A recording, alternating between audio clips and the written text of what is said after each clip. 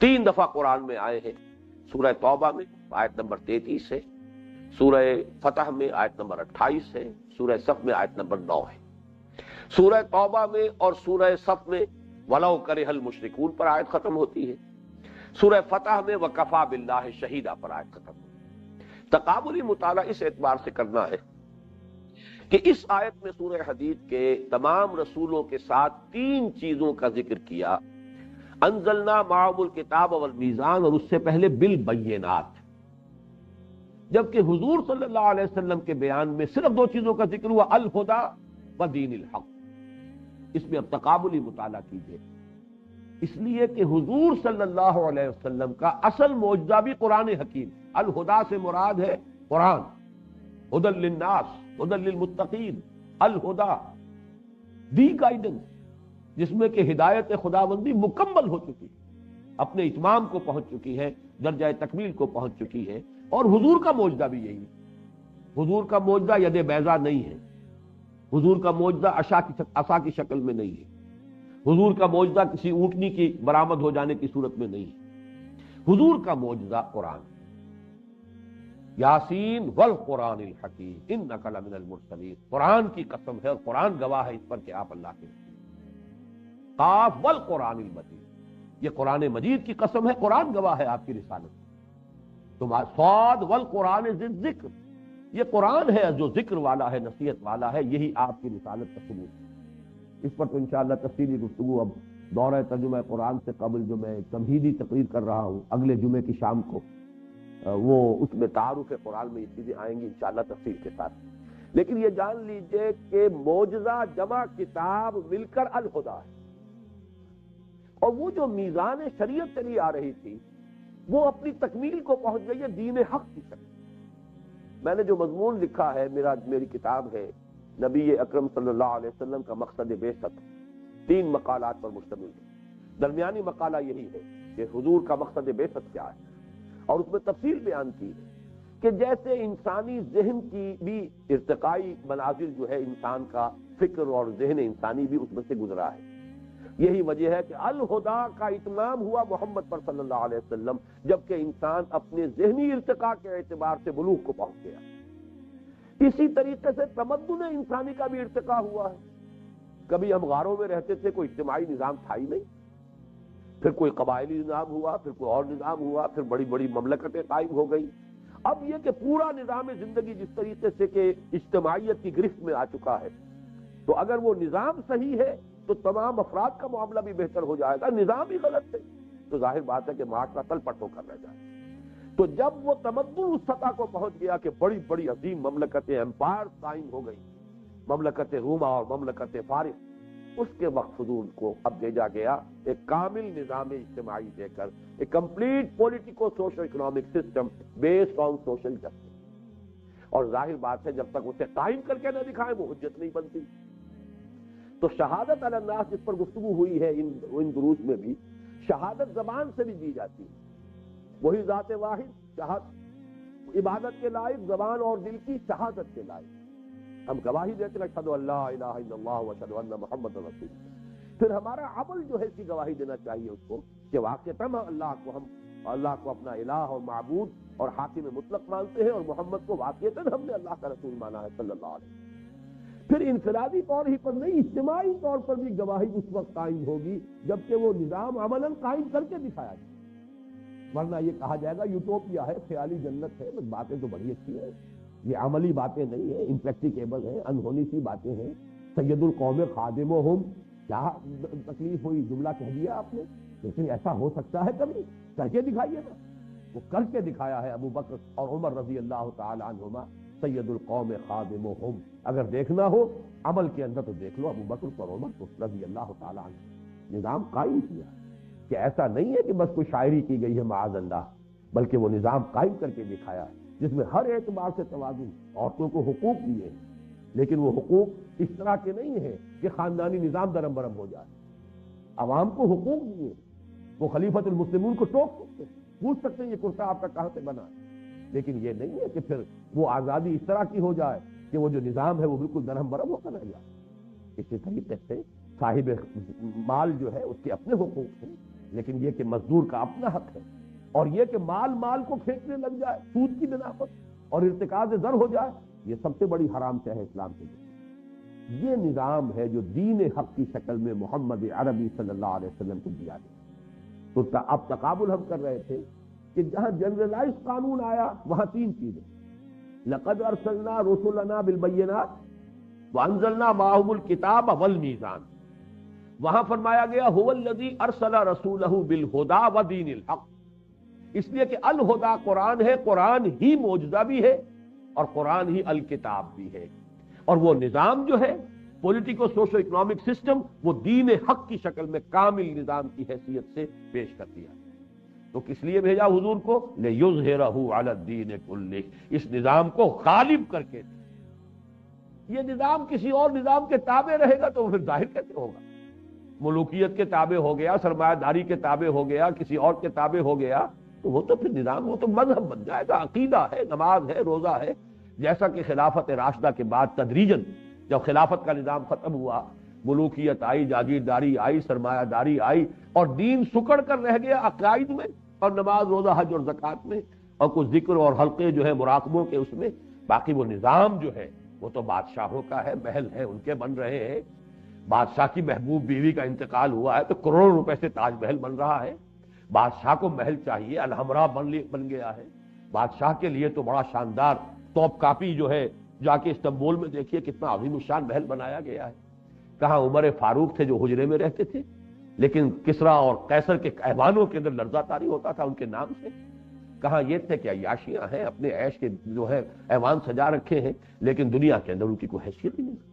تو بہرحال اس چیز کو سمجھیے، لِیُظْہِرَهُ عَلَى الدِّینِ كُلِّهِ، تاکہ وہ غالب کرے، قائم کرے، نافذ کرے، پورے نظام زندگی پر اسلام چھا جائے، اسلام غالب آ جائے، اسلام قائم ہو جائے، زندگی کا کوئی جز، کوئی پہلو، کوئی ایسپیکٹ اس سے خارج اور فارغ نہ رہے، آزاد نہ رہے۔ وہی بات یہاں کہی گئی، لقد ارسلنا رسلنا بالبینات وانزلنا معهم الکتاب والمیزان لیقوم الناس بالقسط۔ اب یہ مقصد پورا کیسے ہو؟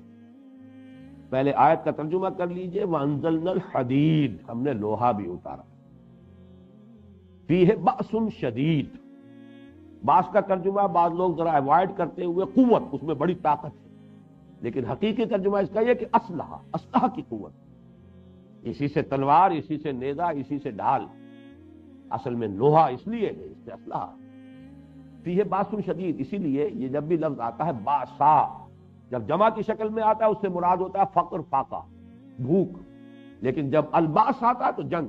چنانچہ ہمارا جو دوسرا درس ہے، لیس البر ان تولوا وجوہکم قبل المشرق والمغرب، آخری میں جب آتے ہیں الفاظ والصابرین فی البأساء والضراء وحین البأس، صبر کرنے والے بأساء میں، یعنی تنگی ہے، فاقہ ہے، بھوک ہے اور تکلیف ہے، کوئی مصیبت ہے، کوئی زخم لگ گیا ہے اس کی تکلیف ہے، اور حین الباس، جنگ کے وقت۔ اصل تو امتحان یہ ہے جہاں جان کے لالے پڑ جائیں، جہاں جان کی بازی کھیلنی پڑے، جو صبر کا وہاں مظاہرہ کر سکے وہ ہے کہ جو کوالیفائی کر گئے، اولئک الذین صدقوا واولئک هم المتقون، یہ ہے وہ لوگ کہ جو واقعتاً سچے ہیں اپنے دعوی ایمان میں، اور یہ ہے وہ لوگ جو واقعتاً متقی ہیں۔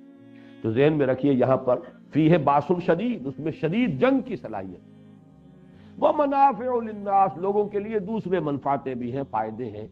آج کل تو اس کی ہمارے ہاں نزدیک کوئی اہمیت کم ہو گئی ہے، ورنہ توا پر آج چمٹا پھکنی سب لوہے سے بنتی تھی۔ اب تو یہ ہے کہ بہرحال اس طرح کا معاملہ نہیں رہا، اوونز ہے اس میں شاید وہ لوہا اس طرح سے نمایاں ہو کے نظر نہیں آتا ہے، لیکن یہ کہ لوگوں کے لیے اور بھی فائدے۔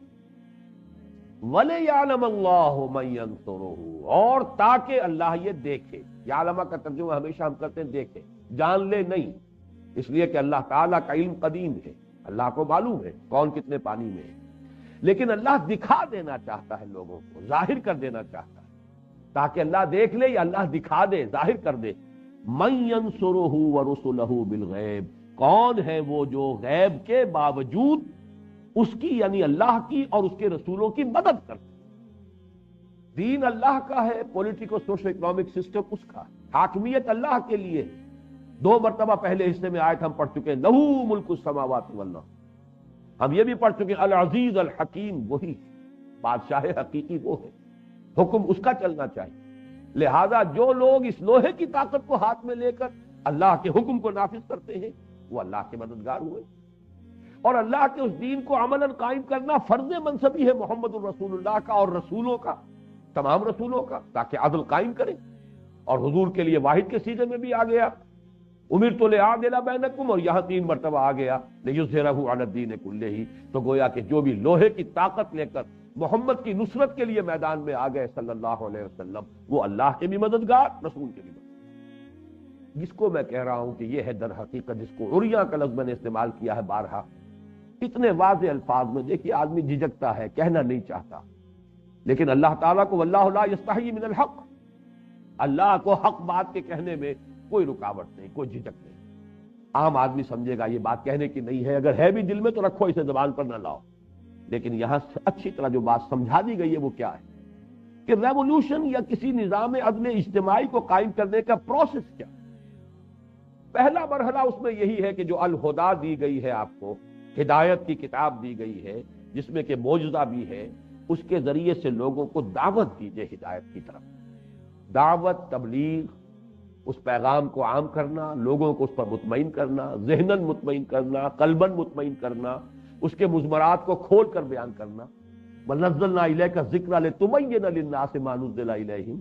اے محمد صلی اللہ علیہ وسلم، ہم نے آپ پر یہ ذکر نازل فرمایا تاکہ آپ لوگوں کے لیے واضح کریں، بیان کریں، کھولیں، اس کی شرح کریں، اس کی وضاحت کریں جو ان کے لیے نازل کیا گیا ہے. یہ سارے کام کیجئے جیسا کہ سورہ جمعہ میں ہم پڑھ چکے، یتلو علیہم آیاتہ ویزکیہم ویعلمہم الکتاب والحکمہ. یہ الہدیٰ کا فنکشن ہے. الہدیٰ کے ذریعے سے، جس کی میں نے مثال پچھلی نشست میں دی تھی کہ جیسے پہلا ایکسپیریمنٹ غالباً کرایا جاتا تھا 5ویں جماعت میں، سائنس کا پہلا سبق ہوتا، لوہ چون ہے، برادہ ہے، اس کا مکسچر ہے، اسے کیسے علیحدہ کریں. میگنیٹ ہاتھ میں لیجئے، اس میں پھرائیے، لوہ چون جو ہے وہ اس کے ساتھ چمٹتا چلا جائے گا، برادہ رہ جائے گا. بالکل یہی معاملہ ہے. یہ الہدیٰ، یہ میگنیٹ ہے ہدایت کی طرف کھینچنے والا. کھینچے گا کس کو؟ جس کی اپنی فطرت کے اندر وہ ہدایت کسی نہ کسی درجے میں موجود ہے. اگر وہ ہے ہی نہیں تو جیسے برادہ نہیں چمٹتا اس میگنیٹ کے ساتھ، وہ ابو جہل نہیں چمٹے گا جن کی فطرتیں مست ہو چکی ہیں. ابو لہب نہیں چمٹے گا چاہے وہ حقیقی چچا ہے اور ایک دیوار بیچ کا پڑوسی ہے محمد الرسول اللہ صلی اللہ علیہ وسلم. اور ہو یہ رہا ہے کہ آپ کے گھر میں کھانڈی پک رہی ہے تو اس کے اندر بھی غلادت پھینکی جا رہی ہے، اور یہ اچھا سگا چچا ہے جو کر رہا، جو باپ کی جگہ پر ہوتا. لیکن یہ کہ وہ عناد اور دشمنی اور شقاق یہ اس درجے ہے اندر، اور حسد کہ اس کی وجہ سے یہاں تک جا رہا ہے سگا چچا. اس حوالے سے جان لیجئے کہ جس کے اندر صلاحیت ہے وہی کھینچے گا. جو گڈ کنڈکٹر آف ہیٹ ہے اسی میں حرارت جو ہے وہ سرایت کرے گی، جو گڈ کنڈکٹر آف الیکٹریسٹی ہے اسی میں کرنٹ پاس کرے گا. لیکن بہرحال آپ اس میگنیٹ کو پھیلائیں، جتنا بڑا معاشرہ ہے اتنا ہی پھیلائیں گے، تبھی اس میں جو بھی سلیم الفطرت لوگ ہیں وہ چمٹ کر آئیں گے. آپ صرف ایک کلیا میں گڑ پھوڑتے رہیں گے تو اور آس پاس کے لوگوں کو کیا پتہ چلے. لہذا جو بھی آپ کا پہلا فیلڈ ہے، میدان کار جو ہے، اس کی وسعت کے مطابق اس قرآن کی دعوت کو پھیلائیے، عام کیجیے. پھر یہ کہ وقت کی ذہنی سطح کے مطابق ہو. یہ نہ ہو کہ آپ واعظ کہہ رہے ہو، صرف جو آپ کا ذہین عنصر ہے وہ اس کو سمجھے ہی نہ، اس کی طرف توجہ ہی نہیں دے گا. واعظ کہہ رہے ہیں یہ، اس کے لیے دلائل ہونے چاہیے، براہین ہونی چاہیے. ادعو الی سبیل ربک بالحکمت والموعظۃ الحسنۃ وجادلھم باللتی احسن. قرآن جو ہے معجزہ بھی ہے، قرآن برہان بھی ہے، قرآن میں حکمت میں بھی ہے. ذالک مما اوحی الیک ربک من الحکمہ. قرآن کی حکمت کے ذریعے سے حکماء کو، عقلاء کو، جو بھی آپ کا انٹلیکچوئل ایلیٹ ہے اسے بلائیے. قرآن کے واعظ کے ذریعے سے عوام الناس کو کھینچیے. بہرحال جن کے اندر بھی وہ خیر ہے، بھلائی ہے، صلاحیتیں کھنچائیں گے. لیکن جن کے اندر نہیں ہے وہ تو نہیں آئیں گے، اور جن کے مفادات ہیں وہ بات کو حق سمجھ کر بھی نہیں آئیں گے. جیسے کہ میں پہلے مثال دے چکا ہوں کہ یہود کے علماء سے بڑھ کر کون تھا جو حضور کو پہچان سکتا تھا. یعرفونہ کما یعرفون ابناءہم. مانا کیوں نہیں؟ ان کی چودراہٹیں تھیں، ان کی مسندیں تھیں، ان کی حیثیتیں تھیں. لوگ ان کے ہاتھ چومتے تھے، لوگ آتے تھے ان سے فتوے مانگتے تھے، ان سے مسئلے پوچھتے تھے، عالم وہ تھے. لہذا اب حضور کو مان لے تو ان کی حیثیت ختم ہوتی ہے. نہیں مانا. اس حوالے سے جان لیجئے ایک ویسٹڈ انٹرسٹ اس کا اکثر حصہ رہ جائے گا جو نہیں مانے گا، نہیں قریب آئے گا. اپنے مفادات ہیں. Gird up your loins. ان کی تو کوشش یہ ہوگی کہ راستہ روکو، نظام کہنا کے پاس مانو، یہ معرض انقلاب میں ہے. Your interest are being threatened. Gird up your loins, resist. آؤ اپنے مفادات کے تحفظ کے لیے کھڑے ہو جاؤ. لہذا آخری مرحلے میں اس انقلاب میں پھر ایک ہی راستہ ہے کہ جو وہ سلیم الفطرت لوگ آ گئے ہیں ان کو جمع کریں، آرگنائز کریں، ان کا تزکیہ کریں، نیتیں بھی خالص ہو جائیں، کوئی کھوٹ نہ رہے، ان کی شخصیتیں نکھر جائیں، کوئی شک اور شبہ نہ رہے لوگوں کو ان کے کردار کے بارے میں، آزمائشوں میں سے گزرے، امتحانوں میں سے نکلے، پھر ان کو منظم کرو، کوڑا بناؤ انہیں بٹ کر، جیسے کہ آپ رسیوں کو اور مختلف دھاگوں کو بٹ دیں گے تو کوڑا بنے، طاقت بنا۔ علیحدہ علیحدہ دھاگا جو ہے اس کو توڑ دے گا جو چاہے گا، لیکن جب بٹ کر آپ نے کوڑا بنایا ہے، اب یہ کوڑا باطل کے اوپر دے بات۔ یہ ہے اصل میں فلسفہ انقلاب۔ اس کے لیے ظاہر بات ہے ٹکرانا پڑے گا، اور ٹکرانے کے لیے جب میدان میں آؤ گے تو یقتلون کے ساتھ یقتلون بھی ہوگا۔ جہاں قتل کرو گے قتل ہوگے بھی، تمہیں کوئی گارنٹی نہیں ہے کہ تم قتل نہیں ہوگے، کوئی لوہے کے جسم تمہیں نہیں دیے گئے ہیں کہ برچھا جو ہے پار نہیں ہوگا۔ حمزہ کے جسم سے وہ برچھی جو ہے وحشی کی وہ پار ہو گئی، آر پار ناف کے قریب سے جو ہے لگی ہے اور پار گئی، تو پھر اور کون ہوگا جسے کوئی ضمانت حاصل ہو، کوئی اللہ کی طرف سے انشورنس ہو؟ نہیں۔ ان اللہ اشترى من المؤمنین انفسهم واموالهم بان لهم الجنہ یقاتلون فی سبیل اللہ فیقتلون ویقتلون۔ اللہ نے اہل ایمان سے ان کے مال، ان کی جانیں خرید لی ہیں جنت کے عوض، تو اللہ کی راہ میں جنگ کر رہے ہیں، قتل کرتے بھی ہیں، قتل ہوتے بھی ہیں، یقتلون ویقتلون۔ غزوہ بدر میں 70 قرشی مارے گئے، صحابہ صرف 14 شہید ہوئے، 13 آن دی اسپاٹ، ایک زخمی ہو گئے تھے جو مدینے واپسی پر راستے میں شہید ہو گئے، انتقال ہو گئے۔ لیکن غزوہ احد میں مسلمانوں کی غلطی کی وجہ سے پانسا بالکل پلٹ گیا، 70 مسلمان شہید ہو گئے۔ تو یقتلون ویقتلون، یہ تو کرنا پڑے گا، انقلاب اس کے بغیر نہیں ہے۔ اس کے لیے جان دینی اور اس کے لیے طاقت کا استعمال، اور اس کے لیے میں اب آپ سے کیا عرض کروں کہ علامہ اقبال کی جو عظمت میرے دل میں اس لیے کہ ان حقائق کو جس خوبصورتی سے انہوں نے بیان کیا، 2 شعر ان کے ایسے ہیں، ایک تو فلسفے کے اعتبار سے چوٹی کے شعر تو میں پہلے سنا چکا ہوں آپ کو جمعرات کے روز، یا یہ کہ آج بھی پہلی نشست میں سنایا ہے۔ یہ جو فلسفہ انقلاب کے 2 شعر ہیں، گفتند جہان ماں آیا بتمی ساغر، گفتم کے نمی ساغر، گفتند کے برہم زد، اللہ نے مجھ سے کہا، گفتند انہوں نے کہا، جہان ماں آیا بتمی ساغر، میرا یہ جہان جو ہے، جو میرا دنیا ہے اس وقت جس میں میں نے تمہیں بھیجا ہے، یہ تمہارے ساتھ سازگاری کرتا ہے، تمہیں پسند ہے، ٹھیک ہے، یہ نظام صحیح ہے؟ گفتم کے نمی ساغر، میں نے کہا نہیں، یہ صحیح نہیں ہے، میرے ساتھ سازگاری نہیں کرتا۔ گفتند کے برہم زن، اللہ نے فرمایا توڑ پھوڑ کر رکھ دو اس کو، برہم زن۔ اور برہم زن کے لیے راستہ کیا ہے؟ با نشہ درویشی در ساز و دمادم زن۔ پہلا مرحلہ درویشی کا ہوگا، دعوت ہے، تبلیغ ہے، گالیاں کھا کر بھی دعائیں دینی ہوگی، پتھراؤ کے جواب میں بھی اللہ توفیق دے تو پھول پیش کرنے ہوں گے، جو لوگ خون کے پیاسے انہیں معاف کرنا ہوگا، تاکہ جیسے کہ اللہم اہد قومی انہم لا یعلمون، اس کو یوں سمجھیے کہ بدھ مت کا بھکشو بھی میں اگر کہوں تو غلط نہیں ہے، دعوت کے مرحلے میں یہ روش اختیار کرنی پڑے گی۔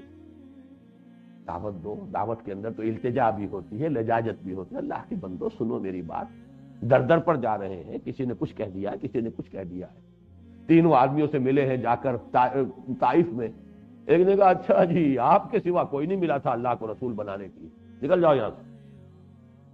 ایک نے کہا جاؤ چلے جاؤ، میں تم سے بات بھی نہیں کرنا چاہتا، اس لیے کہ یا تو تم جھوٹے ہو یا سچے ہو، جھوٹے ہو تو جھوٹے کو میں منہ نہیں لگاتا، سچے ہو تو کہیں میں کوئی گستاخی کر بیٹھوں گا، اگر تم واقعی اللہ کے رسول ہو تو بہتر ہے تم روانہ ہی ہو۔ ایسے ایسے زہر میں بجھے ہوئے جملے محمد رسول اللہ کے سننے پڑے، اور پھر جب روانہ ہوئے واپس تو انہوں نے وہاں کے اسٹریٹ ارچنز جنہیں آپ کہتے ہیں، انہیں ذرا اشارہ کیا، پتھراؤ ہو رہا ہے، تاک تاک کر ٹخنے کی ہڈی کو نشانہ بنایا، اور صرف ایک ساتھی اس سفر میں زید ابن حارثہ، ایک آدمی ایک طرف سے ڈھال بن سکتا، سامنے آتے ہیں حضور کو بچانے کے لیے، کور کرنے کے لیے، ادھر سے مارتے ہیں پتھر، ادھر سے مارتے ہیں، پیچھے سے مارتے ہیں، جسم لہو لہان ہو رہا ہے، پاؤں میں آ کر خون جم گیا ہے جوتیوں میں، پھر کچھ غشی سی تاری ہوئی ہے، بیٹھ گئے ہیں، تو ایک گنڈا آیا ادھر سے، اس نے اس بغل میں ہاتھ ڈالا ہے، دوسرے نے دوسری بغل میں، اٹھو چلو۔ یہ نقشہ ہے اللہ کے رسول کا، محبوب رب العالمین کا، سید الاولین والآخرین کا۔ داعی فریاد آئی ہے، زبان کے اوپر اللہم الیک اشکو ضعف قوتی وقلت حیلتی وہوانی علی الناس الی من تکلنی الی بعید یتجہمنی او الی عدو ملکت امری. اے اللہ تیری ہی جناب میں فریاد لے کر آیا ہوں اپنے وسائل کی کمی کا، اپنی قوت کی کمزوری کا. کہاں جاؤں، کس سے شکوہ کروں، کس سے فریاد کروں؟ مجھے کس کے حوالے کر دیا؟ دشمن کے حوالے کر دیا، جو چاہے کر گزرے. یہ فریاد آئی. اس وقت وہ فرشتہ آیا ہے ملک الجبال کہ اللہ نے مجھے بھیجا ہے، میں ان پہاڑوں پر معمور فرشتہ ہوں، آپ اگر حکم دیں میں ان دونوں پہاڑوں کو ٹکرا دوں گا جس کے مابین یہ طائف کی بستی جس میں یہ سلوک آپ کے ساتھ ہوا. فرمایا نہیں. کیا عجب کہ اللہ تعالیٰ ان کی آئندہ نسلوں کو ہدایت. بتائیے کون بدھ مت کا بھکشو اس سے آگے جائے گا؟ درویشی. اور جب کہ نگاہوں کے سامنے ذبح کیے جا رہے ہیں، حضرت سمیہ ذبح کی جا رہی ہے، حضرت یاسر ان کے شوہر جس بری طریقے سے ٹارچر کیا ہے ابو جہل سر عام، اور حضور پاس سے گزرتے ہیں اور کہتے ہیں اصبروا یا اعلی یاسر فإن موعدکم الجنہ. اے یاسر کے گھر والوں صبر کرو، تمہارے جنت، تمہارے وعدے کی جگہ اللہ کے ہاں جنت ہے. لیکن ساتھیوں میں سے کسی کو اجازت نہیں دی کہ جا کے ابو جہل کی ٹکا بوٹی کرتے. نہیں، ابھی مرحلہ درویشی کا ہے. نغمہ ہے بلبل شوریدہ تیرا خام ابھی، اپنے سینے میں اسے اور ذرا تھام ابھی ذرا اپنے جذبات انتقام کو تھامو. ابھی مرحلہ پیسو ریزسٹنس کا. ایک وقت آئے گا تمہارے ہاتھ کھول دیے جائیں گے. اذن للذین یقاتلون بانہم ظلموا. ایک وقت آنے والا ہے تمہیں اذن قتال بھی ملنے والا ہے، تمہیں اینٹ کا جواب پتھر سے دینے کی اجازت ملے گی، لیکن ابھی تھامو. نغمہ ہے بلبل شوریدہ تیرا خام ابھی، اپنے سینے میں اسے اور ذرا تھام ابھی. پھر وہ وقت آیا، پھر تلواریں بھی ہیں، نیزے بھی ہیں، میدان میں آئے ہیں. یقاتلون فی سبیل اللہ یقتلون و یقتلون. اس کو اقبال نے دو مصروں میں بیان کر دیا. پہلا شعر پھر سن لیجئے. گفتند جہان ماں آیا بتمی سازد، گفتم کہ نمی سازد، گفتند کہ برہم زن، نظام کو توڑ دو پھوڑ. با نشہ درویشی در ساز دمادم زن. پہلا مرحلہ یہ ہوگا، درویشی کی روش اختیار کرو، درویشی کی خوب پختہ کرو اور کرتے رہو محنت. دعوت ہے، تربیت ہے، تنظیم ہے، صبر ہے، پوری طریقے سے جھیلو تکلیفیں، مصیبتیں. درویشی کیوں پختہ شوی، جب تیار ہو جاؤ، پختہ ہو جاؤ. تعداد کے اعتبار سے، کیفیت اور کمیت دونوں اعتبارات سے سیرت بھی پختہ ہو چکی ہو، تربیت ہو چکی ہو، تزکیہ ہو چکا ہو، قول و فعل کا تضاد نہ رہا ہو، انسان کا ظاہر باطن ایک ہو چکا ہو، منظم ہو، ایک امیر کی دعوت کے اوپر کھڑے ہوں، لبیک کہیں اور اپنی جانوں کی قربانی دینے کو تیار ہو جائیں، اور اگر روکنے کو حکم دیا جائے تو رک جائیں. یہ